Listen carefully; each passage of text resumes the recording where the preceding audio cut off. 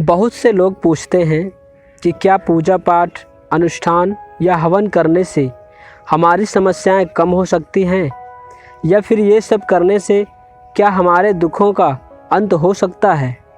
तो गौतम बुद्ध की इस कहानी में इस प्रश्न का उत्तर स्वयं गौतम बुद्ध देते हैं। आप इस कहानी को अंत तक अवश्य सुने, आपको इसका उत्तर ज़रूर मिलेगा। एक बार बुद्ध किसी वन से होकर कहीं जा रहे थे। जाते जाते रास्ते में ही उन्हें शाम हो गई। कुछ दूर चलने पर बुद्ध को एक कुटिया दिखाई दी। बुद्ध ने सोचा कि क्यों ना आज रात यहीं विश्राम कर लिया जाए। वे कुटिया के पास पहुँचे। वहाँ एक मुनि अपने शिष्यों के साथ हवन कर रहे थे। मुनि ने बुद्ध को देखकर अपना हवन रोक दिया और बुद्ध से पूछा कि आप कौन हैं और यहाँ पर क्यों आए हैं। बुद्ध ने उत्तर दिया, मैं सिद्धार्थ गौतम हूँ। रात होने को है, क्या मैं आज की रात आपकी कुटिया में ठहर सकता हूँ। मुनि ने कहा, ये हमारा सौभाग्य होगा। और इस प्रकार बुद्ध ने वो रात मुनि की कुटिया में ही ठहर कर बिताई। सुबह होने पर बुद्ध कुटिया के पास ही एक नदी के किनारे जाकर बैठ गए। जब मुनि को पता चला तो वो भी वहाँ जा पहुँचे। मुनि ने बुद्ध से पूछा कि आप आश्रम में क्यों नहीं रुके, वहाँ मैं अपने शिष्यों को प्रवचन दे रहा था।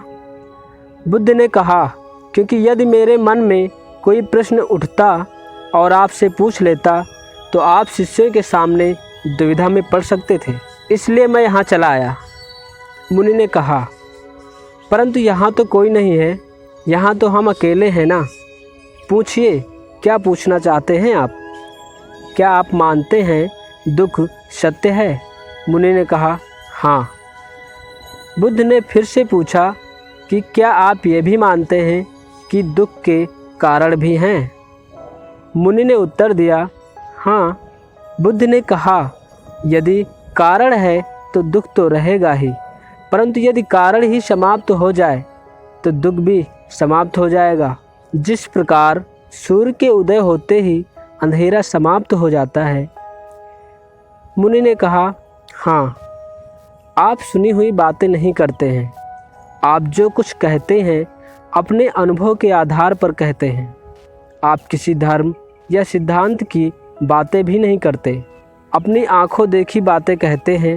आप कहते हैं मुक्ति का मार्ग मनुष्य अपने विवेक को जगाकर ही पा सकता है। गहन ध्यान में उतरकर ही मनुष्य अपने आप को और इस संसार को भली भांति समझ सकता है। परंतु एक प्रश्न मैं आपसे पूछना चाहता हूँ कि क्या इस संसार के रीति रिवाज, यज्ञ, हवन, पूजा, पाठ, अनुष्ठान या ये नीतियाँ आदि सब व्यर्थ हैं। बुद्ध ध्यानपूर्वक मुनि की बातों को सुनने के बाद मुस्कुराकर बोले, यदि कोई व्यक्ति इस नदी के दूसरे किनारे पर जाना चाहे तो उसे क्या करना पड़ेगा। मुनि ने उत्तर दिया, यदि पानी कम है तो वो चलकर जा सकता है, और यदि पानी अधिक हो तो वो नाव की सहायता से या स्वयं तैरकर जा सकता है। बुद्ध ने कहा, यदि वो चलना ना चाहे, नाव भी ना ले जाना चाहे तथा तैरकर भी ना जाना चाहे, और कहे कि मैं प्रार्थना करता हूँ कि नदी का दूसरा किनारा स्वयं चलकर मेरे पास आ जाए, तो मुनि ने कहा, तब तो ऐसे व्यक्ति को मूर्ख कहेंगे, और मूर्ख ही क्या, वो तो महामूर्ख कहा जाएगा। बुद्ध ने कहा, इसी प्रकार यदि व्यक्ति अज्ञान और भ्रांति को अपने ज्ञान से मिटाएगा नहीं तो परमानंद और मुक्ति के दूसरे छोर तक कैसे पहुंच पाएगा। चाहे वो कितना ही कोई पूजा पाठ, व्रत, अनुष्ठान आदि कर ले या फिर किसी नीति पर चले, वो इस किनारे पर ही रहेगा। यानी अपने आप को जाने बिना कोई भी व्यक्ति परमानंद को प्राप्त नहीं कर सकता। यदि व्यक्ति का मन ही ठीक ना हो तो वो व्यक्ति कभी सुखी नहीं हो सकता। आप बाहर से कोई भी उपाय कर लें, आपका दुख कभी समाप्त नहीं होगा, क्योंकि परमानंद आपके भीतर है, सुख आपके भीतर है। सुख आपके मन का विषय है और इसे ध्यान के द्वारा ही अनुभव किया जा सकता है। यदि आपका मन किसी भी बाहरी चीज़ से प्रभावित हो जाता है तो आप कभी भी सुखी नहीं हो सकते, क्योंकि यदि किसी चीज़ के मिलने पर आप बहुत खुश होते हैं तो संभव है कि कल को वो चीज़ आपके पास ना रहे तो आपको उतना ही दुख भी होगा जितना आपने उसके मिलने पर सुख का अनुभव किया था। इसलिए आपको सिर्फ अपने मन को ही जीतने का प्रयास करना है, अपने मन को जानना है, अपने आप को जानना है।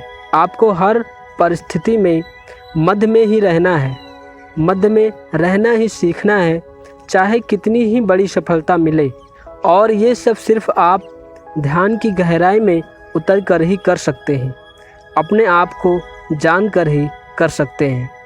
मुनि ने कहा, हे बुद्ध, मैंने इतने सारे शास्त्र पढ़े और उनकी व्याख्या भी की, परंतु जीवन के इतने जटिल सत्य को इतनी सरलता से किसी ने आज तक नहीं समझाया। आप ही इस भटकते मनुष्य को एक नई राह दिखा सकते हैं, क्योंकि आप करुणा के सागर हैं। हे बुद्ध, क्या आप मुझे अपना अनुयायी बनाएंगे? और इस प्रकार वो मुनि बुद्ध के शरण में आ जाते हैं और उनके अनुयायी बन जाते हैं। धन्यवाद।